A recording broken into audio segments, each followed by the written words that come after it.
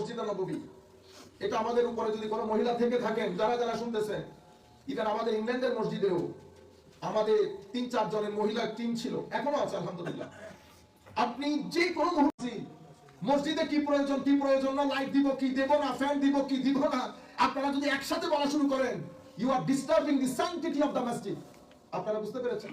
আমরা এখানে বাচ্চা পড়াই, বাচ্চা পড়াতে গেলে অনেক ঝামেলা হয় না? আমি আপনাদেরকে বলেছি, আমার মেয়ে স্কুলের মধ্যে পুরো চোখের মধ্যে স্ক্র্যাচ হয়ে গেছে। আমাকে ফোন দিয়েছে, আমি বিসমিল্লাহ করে নিয়ে আসতে হয়েছে হসপিটালে। দৌড়াদৌড়ি 3-4 দিন আমি ওখানে চিল্লাইতে পারছি। 3 দিন ধরে প্যারেন্টস আমাকে বলতেছে ওখানে আমার মেয়েকে 2টা ছেলে ডিস্টার্ব করতেছে ইয়ার 3 মধ্যে। তো আমি টিচারকে বলি কোনো কিছু করার, চিল্লাইতে পারে। আমি এটা জেনারেলি আপনাদেরকে বলতেছি যেটা আমরা ফেস করি। কিন্তু এখানে ধরেন 30-50 জন, 60 জন, 100 জন বাচ্চা পড়ে। হঠাৎ বাচ্চারা তো, বাচ্চাদের কাছে ইমামতি করা। একজন আমাকে বলতেছে, হুজুর বাচ্চা এসে এখানে কথা বলে, তাহলে উনি তো আসছে কথা বলতে, বেটা ইমামতি করতে আসে নাই তো বাচ্চার কাছে তো কথা বলে, আপনি কেন ডিস্টার্ব হচ্ছেন? হ্যাঁ বলবেন, আদব শিক্ষা দিবেন, বেটা কথা বলে না সুন্দর করে। 100 জন বাচ্চা বললে একজন ডিস্টার্ব হয়। আপনারা বুঝতে পেরেছেন?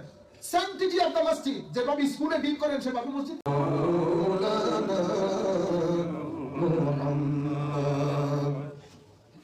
বিসমিল্লাহির রহমানির রহিম।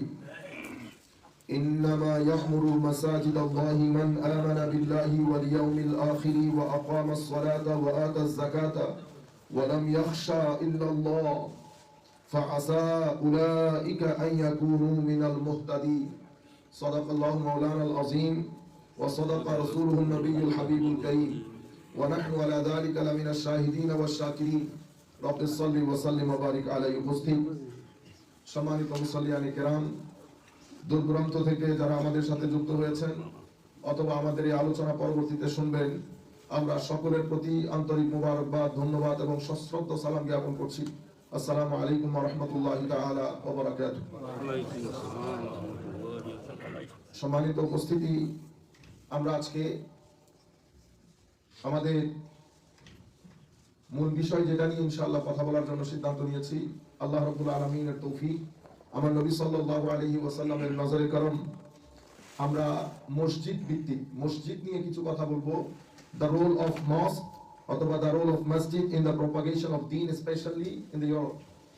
আমাদের এখানে মসজিদের মেইনটেনেন্স, মসজিদ প্রতিষ্ঠা কত গুরুত্বপূর্ণ, স্পেশালি আমরা যারা এই সমস্ত দেশে থাকি। আমি এটা চয়েস করার মূল কারণ হচ্ছে, আমরা এখানকার আমাদের কিছু ভাই, আমরা বাংলাদেশে মসজিদ প্রতিষ্ঠার জন্য লক্ষ লক্ষ টাকা ব্যয় করি। এখান থেকে অনেক টাকা, আমাদের এক ভাই অনেক টাকা। বাংলাদেশ মুসলিম প্রধান দেশ, ইসলাম প্রধান দেশ, যে এলাকায় নিশ্চয়ই আমাদের ভাইরা মসজিদ করেন, আশেপাশে প্রচুর মসজিদ। কিন্তু আপনাদের ছেলে মেয়ে, আপনাদের ভবিষ্যৎ প্রজন্ম, ওরা বাংলাদেশে যাবে না। আপনাদেরকে টাকা পয়সা খরচ করে তাদের সবকিছুর ব্যবস্থা এখানে করতে হবে। আপনার কবরস্থানও এখানে। একটা সময় ছিল আমরা মারা যাওয়ার পরে আমাদেরকে বাংলাদেশে পাঠিয়ে দেওয়া হতো এবং ওসিয়ত করে যেতাম যে আমার কবর যেন বাংলাদেশে হয়। কিন্তু এখন আর সেই পরিস্থিতি নাই। আল্লাহ পাকের মেহেরবানি, এখানকার কবরস্থান আমরা সবাই সম্পূর্ণরূপে এখানকার হয়ে গেছে এখন। সুতরাং আমরা এই অঞ্চলে দৃষ্টি দেওয়া বড় জরুরি। কেন? কারণ বাংলাদেশের মসজিদের রোল আর ইউরোপের, ইংল্যান্ডের, আমেরিকার মসজিদের রোল এক ধরনের না। এখানে মসজিদের রোল আরো এক্সপান্ডিং, এখানে মসজিদের রোল বহুমুখী। আমরা আমার নবী সাল্লাল্লাহু আলাইহি ওয়াসাল্লামের সময়কালে আমরা একটু করে স্টাডি করে দেখব 2-1টা হাদিস।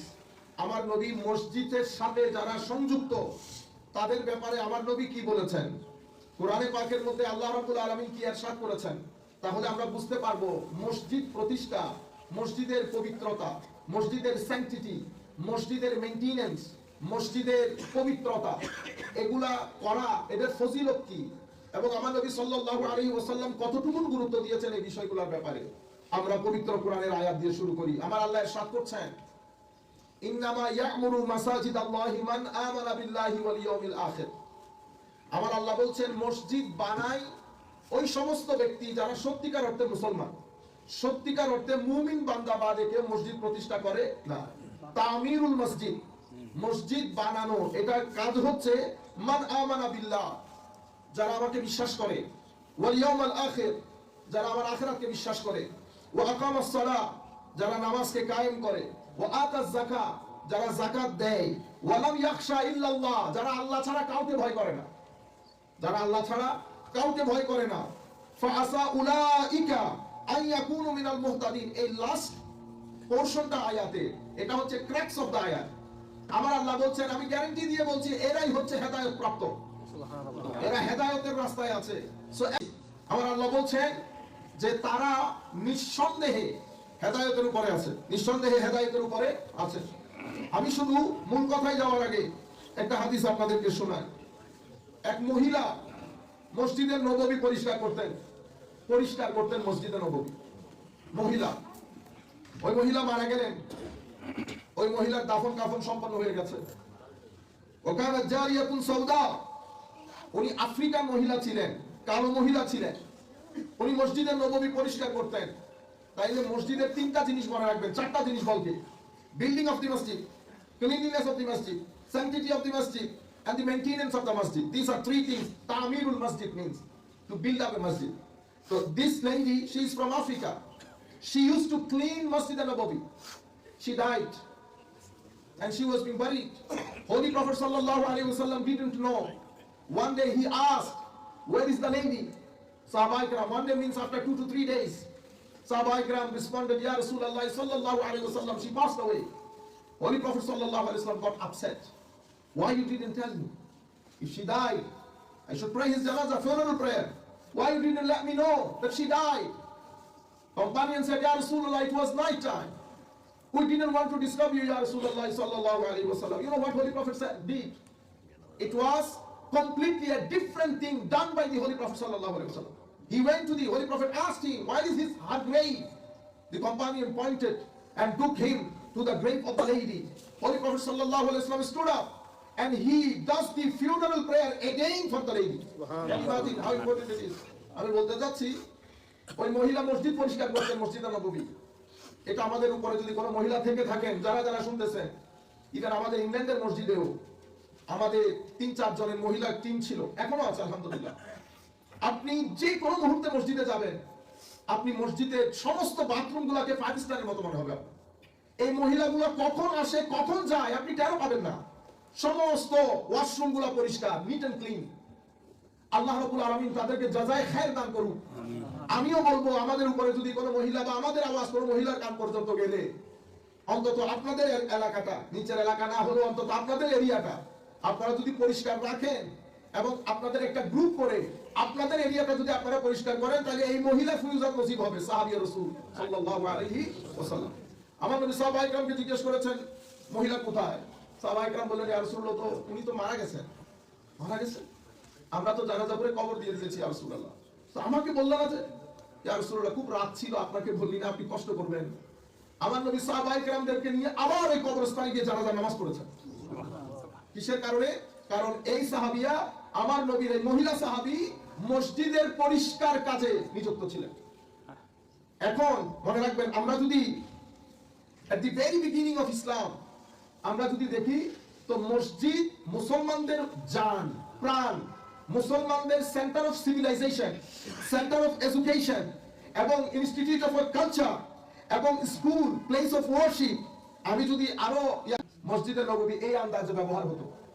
এখন ইউরোপের দৃষ্টিভঙ্গি, পার্সপেক্টিভ অফ ইউরোপিয়ান মসজিদ and perspective of the Bangladeshi masjid or Pakistani or Indian masjid, they are completely different, my dear brothers and sisters. So I would request you to spend more money here, because our progeny, our children, our relatives, especially if you would like to propagate, convey this message of Islam to other people, to the non-Muslim, so the central role has to be played by the masjid. My dear brothers, last 15 to 20 years, masjid can't play its role because of our own internal problems. Because of these problems, we are doing zulm on Islam. We are doing zulm on Islam. Just because of our internal problems, political problems, masjid are not playing their role to propagate the deen and to uphold, especially for the moral education of our youngster. This is the center for the moral education of our children. This is the center for the spiritual education of our children. This is the center for the healing of the depression of our new generation. This is এই হাদিসের মধ্যে আমার নবী কিছু কাজ বলেছেন। তো এই কাজের স্বভাব আপনি দুনিয়া থেকে চলে যাওয়ার পরেও আপনার কবরে পৌঁছাইতে থাকবে, আপনার ছেলে আপনার জন্য হাত উঠাক আর না উঠাক। নাম্বার 1, ইলমে দ্বীন, যেটা আপনি শিক্ষা দিয়েছেন, মানুষের মধ্যে প্রচার করেছেন, লাখো মানুষ এখান থেকে উপকৃত হয়েছে, এটা আপনি দুনিয়া থেকে চলে গেলেও আপনার কবরের মধ্যে সওয়াব পৌঁছাইতে থাকবে। আল্লাহ রাব্বুল আলামিন আমাদেরকে তৌফিক দান করুন।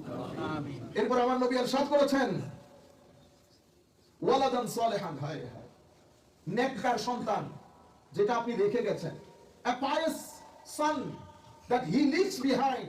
My dear brothers, masjid is the generator for the pious son. Without masjid, you will never be able to make your son, to make our son and children pious. Masjid will teach them how to be pious. Masjid teaches them what is piety. Masjid teaches them the moral education. Masjid teaches our children how to deal with the parents, how to deal with the elders, and how to behave with the elders. What is the moral education? How important it is. My dear brothers, this is the work of masjid. This is the activity of the masjid. That's why I've been saying since 5 to 10 years, this masjid is as important as your university like Harvard and Oxford. Harvard and Oxford will never play role to develop the moral status of the generation, whereas masjid play the role to uphold or to develop the moral status of the nation. And masjid play their role to create, to generate a civilization, to make us civil, to make us morally educated, to make us a good citizen. Just university education is not enough to make you a good citizen. University, ওগুলা বললো নদীতে চলে যায়। একসময় university বলা হতো, ইরশাদ করছেন, তুমি যখন কোনো মানুষকে মসজিদের কাছে দেখবা, তুমি নিশ্চিত বলতে পারবা যে তার অন্তরের ভিতরে আমার আল্লাহর আনিত দ্বীন, আমার নবীর আনিত দ্বীন তার ভিতরে আছে, মসজিদের কাজের মাধ্যমে। আমার নবী সাল্লাল্লাহু আলাইহি ওয়াসাল্লাম in one more hadith, Holy Prophet sallallahu alayhi wa sallam said, and Anas ibn Malik radiyallahu anhu قال رسول الله صلى الله عليه وسلم إنما عمار مساجد الله إنما عمار المساجد هم أهل الله. Holy Prophet sallallahu alayhi wa sallam said, the builder of the masjid, those who are involved in cleanliness, in the maintaining sanctity and in the maintaining of the masjid, Holy Prophet sallallahu alayhi wa sallam said, hum ahlullah, they are the people of Allah, they are the people of Allah. আমার নবী বলছেন, যারা মসজিদের কাজে জড়িত তারা আহলুল্লাহ, অনেক বড় কথা, a big certificate given by the Holy Prophet sallallahu alayhi wa sallam. My dear brothers, in another hadith, Holy Prophet sallallahu alayhi wa sallam said,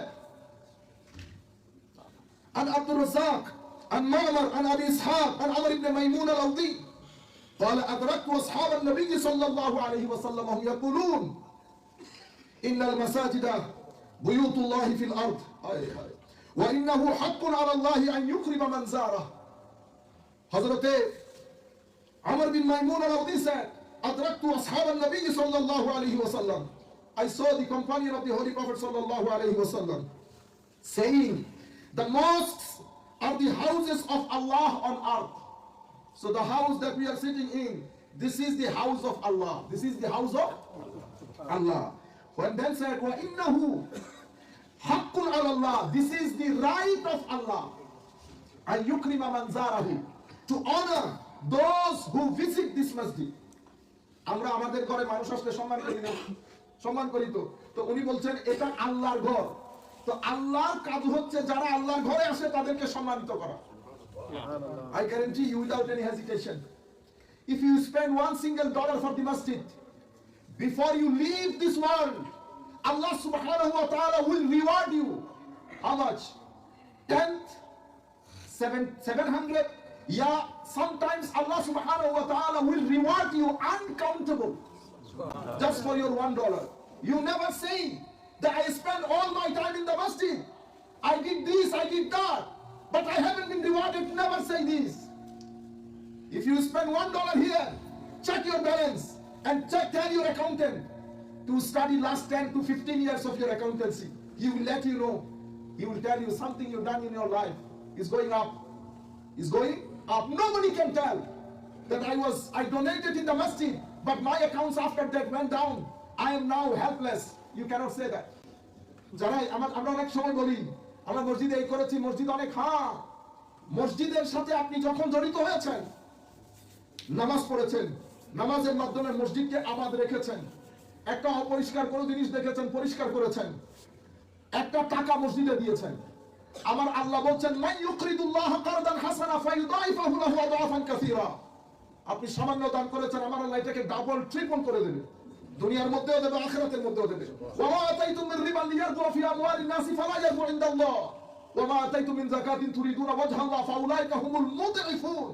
আপনি আল্লাহর রাস্তায় দেবেন, আমার আল্লাহ সেটাকে ডাবল, 3 ডাবল, 4 ডাবল, 10 ডাবল করবে। হাদিসের মধ্যে আসছে একটা করলে 10টা অথবা 700টা অথবা বেলা হিসাব। সুতরাং এটা বলার কোনো সুযোগ নাই যে আমি অনেক কিছু করেছি, আমি কিছু পাই নাই। আপনি কোন কোন জায়গায় আল্লাহ আপনাকে সেটেল করে দিয়েছেন আপনি কল্পনাও করতে পারবেন না আমার ভাইরা। নতুবা মসজিদের ইমাম বাংলাদেশে, আমাদের মসজিদের ইমাম 1200 টাকা বেতন পাইতো। আমি তখন ক্লাস 10 এ পড়ি, 10 গ্রেড পাস করে ফেলছি, তখন ওনার বেতন 1200 টাকা। বলেন তো দেখি বাংলাদেশে 1200 টাকা দিয়ে কি করতেন আপনি? হুজুর আমাদেরকে একদিন বলতেছেন বেটা 1200 টাকা বড় কথা না, এই 1200 টাকা এরা কোনোদিন আমাকে একসাথে দিতে পারে নাই। ইন্না লিল্লাহ। হুজুর কি রকম দেয়?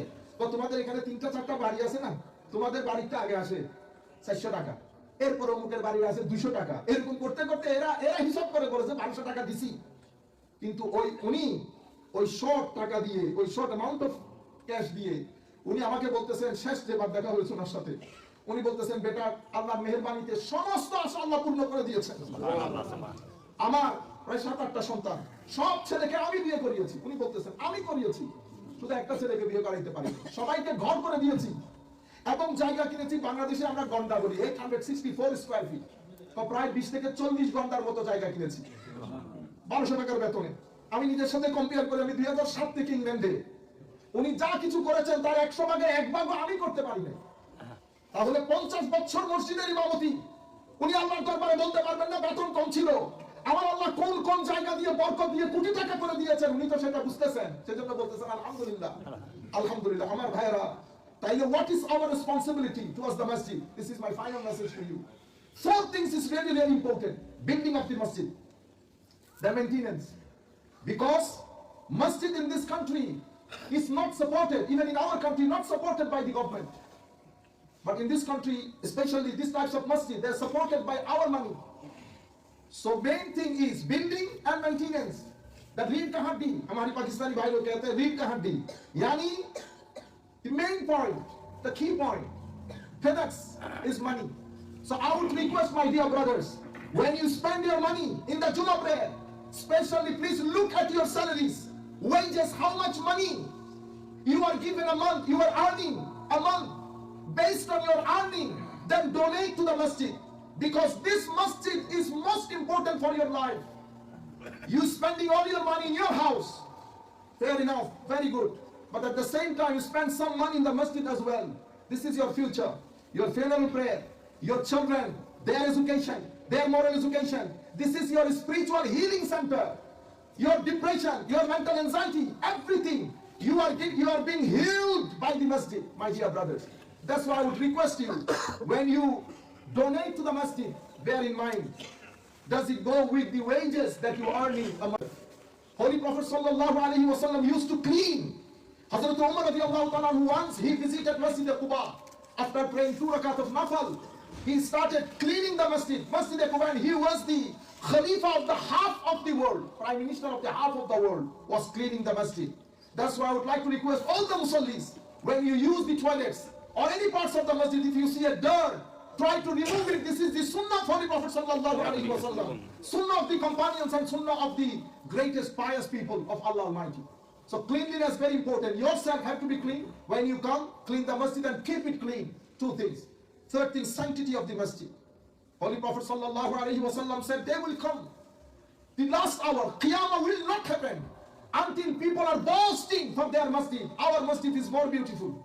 And Holy Prophet said, Qiyamah will not take place until my ummah raising their voice inside the masjid, fighting each other inside the masjid. My dear brother, this is really really sad. Don't do this, my dear brothers, because some sins will disturb you, some sins will disturb whole of your family. Don't do this.